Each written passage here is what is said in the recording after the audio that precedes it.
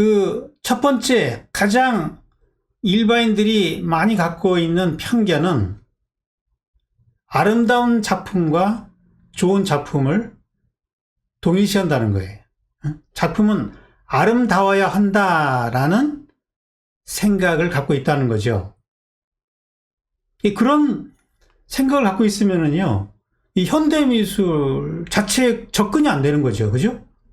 뭐 저기 보이는 뭐 피카소의 아비뇽의 처녀들이나 뭐 듀샹의 샘이라든지 뭐 워홀의 브릴로 박스, 뭐 또 베이컨의 저런 그로테스크한 인물화, 어느 것 하나도 저 유명한 작품들이 아름다운 게 없어요. 오히려 추하면 추했지 아름답지 않다고요. 그리고 저런 평가는 이미 미술사적으로 전문가들의 검증이 어느 정도 끝난 거잖아요. 그러면은 자기의 생각을 수정해야 되는데 그거를 수정하려고 하지 않는다는 거죠. 그 편견이 어떻게 만들어졌는지는 모르겠지만 그 전문가도 아니면서 거기에 대한 확신을 갖고 있기 때문에 어려운 거라는 거죠. 그러면서 이제 저렇게 그 난해한 미술들을 비난을 하는 거죠. 저게 왜 예술이냐. 이런 태도는 그거는 전문가 그룹을 무시하는 거거든요. 너무 무식해서 나오는 용기 같은 거죠. 그거는. 다른 분야는요, 그렇게 전문가를 무시하지 않아요. 다른 분야는 예를 들어서 뭐 의학에서 그 의학적인 그런 전문 지식들을 우리가 쉽게 무시할 수 없잖아요. 과학자들의 전문 지식들을 우리가 쉽게 무시할 수 없어요. 그죠? 근데 이거 예술은 이상하게 배우지도 않은 사람들이 그런 편견들을 갖고 있어요. 그래서 이 미와 예술을 혼돈하는 것이야말로 가장 범하기 쉬운 편견이다. 미와 예술은 이게 다른 거거든요. 그러니까 보통 사람들이 생각하는 예술은 미예요, 미. 미술의 역사를 보면은 한결같이 많은 사례들을 통해서 예술의 본질은 아름다움에 있는 것이 아니라는 사실을 계속해서 그 성공 사례들을 통해서 우리한테 그 메시지를 전해주고 있는 건데 그걸 잘 못 알아듣는 거죠. 작가들 중에도 이런 생각을 갖고 있는 작가가 많기 때문에 그 편견을 버리지 않는 한 그 예술이 안 되는 거죠. 가야 될 길을 모르니까 계속 미만 추구하는 거죠. 미라는 것은 칸트가 말했지만은 무관심적인 쾌감이거든요. 어떠한 목적도 없이 그냥 순수하게 잘 어우러지고 잘 조화된 것들에서 오는 감각적인 만족이에요. 이걸 미라고 그래요. 그러니까 무관심적인 거예요, 미는. 근데 예술이라는 거는요, 관심에서 출발하는 겁니다. 관심. 현실에 대한 관심에서 출발한다. 근데 우리가 살아가는 사회라는 것은 뭐 그렇게 아름답지 않아요. 어떤 편협한 이데올로기라든지 어떤 경직된 관습이 우리 사회에서 개인의 자유를 억압하고 각종 부조리가 판을 치는 그런 현실에 우리는 던져져서 뭐 하루하루 생존을 위해서 투쟁하고 있는 거라고요. 이게 현실이거든요. 현실은 미가 아닌 거죠. 예술은 그 출발이 현실에서 출발한다는 거죠. 그 현실을 비판을 하든지 그걸 거부를 하면서 미를 향해서 가는 거는 맞지만 현실을 떠나서 그냥 관념으로 넘어가는 그냥 이데아로 형이상학적인 이데아로 넘어가는 이런 것이 아니라는 그 형이상학적인 것은 그 미라는 영역이 따로 있어요. 예술과 미를 혼돈하면은 예술의 출발이 안 된다. 그 얘기를 우리가 가슴 깊이 새겨드려야 되는 거고요. 현실을 외면한 아름다움이라는 것은 이 공허한 메아리에 불과한 것이기 때문에 힘이 없는 거죠. 자, 우리가 사물과 예술의 차이점이 뭘까요? 예술이 뭐냐? 이건 본질적인 질문을 우리가 할 때 일반적으로 접근하는 방법이 사물과 차이점이에요. 어떤 이런 물건들과 이런 물건들과 예술 작품은 다 물질을 갖고 있지만 뭔가 다르다는 얘기죠. 가치가 다르잖아요. 왜 다르냐? 그 다른지 뭐냐? 이렇게 접근에 들어가는데 단토의 그 철학을 보면 이제 그런 식으로 많이 접근에 들어가죠. 저는 가장 중요한 예술의 특징이라는 것은 의식의 여부라고 봐요. 의식. 이런 사물에도 물론 뭐 이걸 만드는 사람의 생각이 들어갔겠지만은 예술 작품은 의식이 담겨 있다는 거죠. 그 작품값은 그 의식의 가격이지 의식이 없으면 그냥 이런 물건이나 다를 바가 없잖아요. 그러면 이 의식이라는 것이 어떻게 작품에 들어가느냐. 이 의식이 들어가는 방식을 보면은 의식이라는 건 항상 어떤 대상에 관심이 가요. 의식은 혼자 존재하잖아요. 어떤 대상에 관심을 두게 되는 것이고 그 대상의 부조리함, 대상이 갖고 있는 그 부조리함에 저항을 하게 돼 있어요. 살아있는 의식은 부조리에 저항을 하게 돼 있고요. 또 저항과 동시에 이상적인 상태를 지향을 하게 돼 있어요. 이게 의식의 특징입니다. 이 저항과 지향은 반대 같지만 이것이 두 개가 아니라 의식의 양면성이다. 이렇게 이해를 해야 돼요.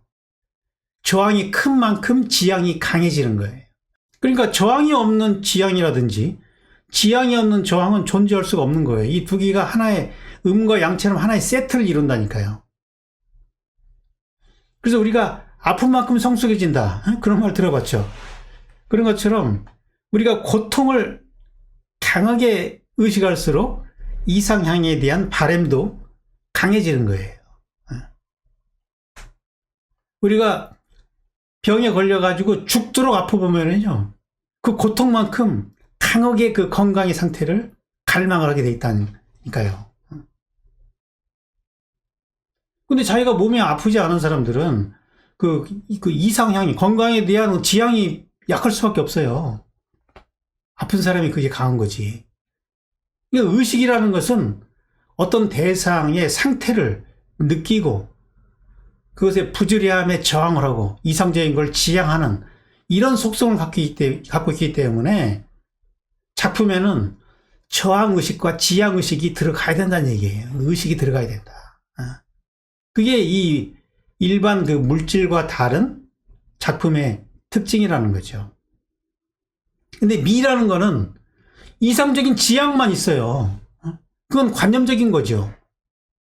근데 예술은 불쾌한 현실에서 출발하기 때문에 현실에 대한 저항과 이상에 대한 지향이 동시에 담겨 있어야 된다는 거죠. 물론 작가의 성향에 따라서 불쾌한 현실에 중점을 둘 수도 있고 뭐 이상적인 관념에 중점을 둘 수는 있어요. 그거는 뭐 성향이죠. 뭐 전자를 우리가 리얼리즘이라고 부르고 후자를 유미주의라고 부르지만 아예 현실 자체에 대한 문제의식이 없는 것은 그거는 예술이라고 부를 수 없다는 얘기죠.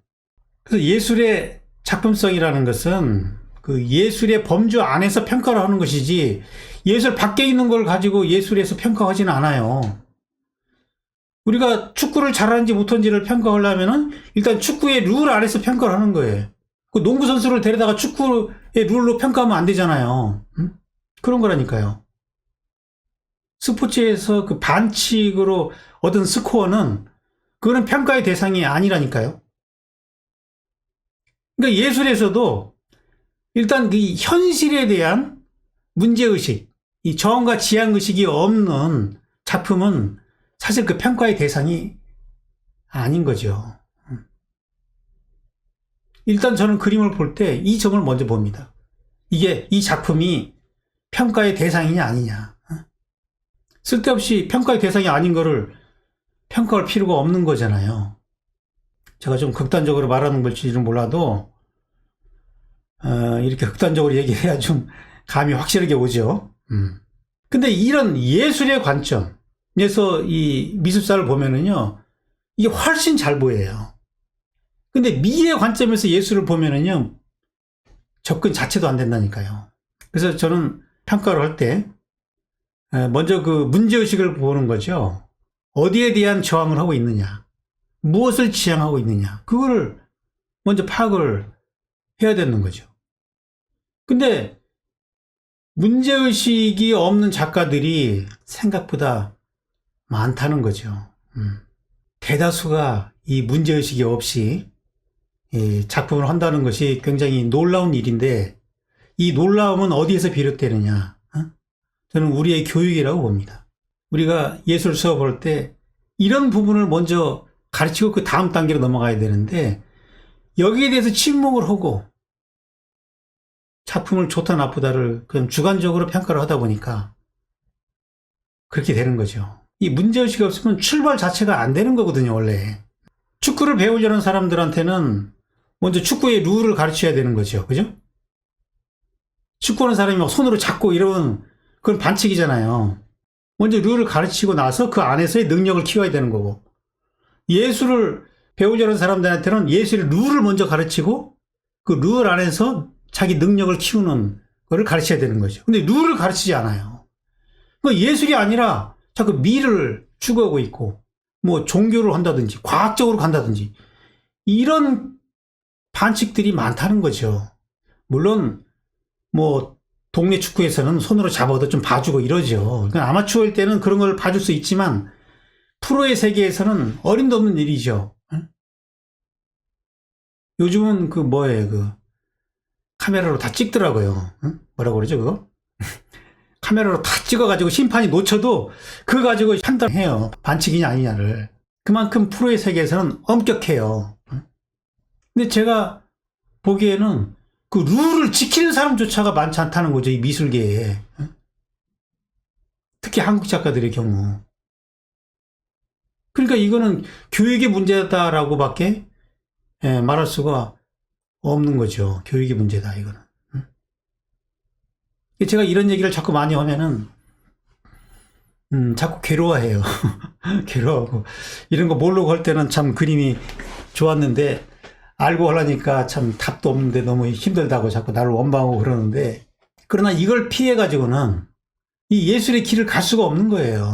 그래서 이 좋은 작품이라는 것은 맹목적인 아름다움이 아니라 현실의 문제에서 자유를 제공하는 거예요. 이 자유라는 것은 문제에 따른 자유지, 문제 없는 자유가 무슨 그게 의미가 있어요.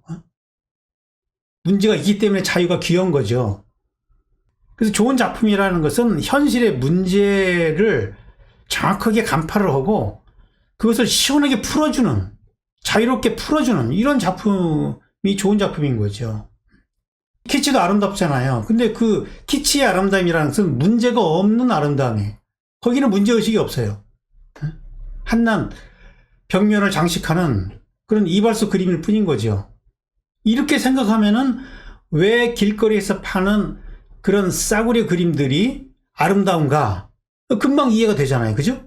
아니 예술을 하겠다는 사람들이 그런 걸 추구하면 안 되잖아요.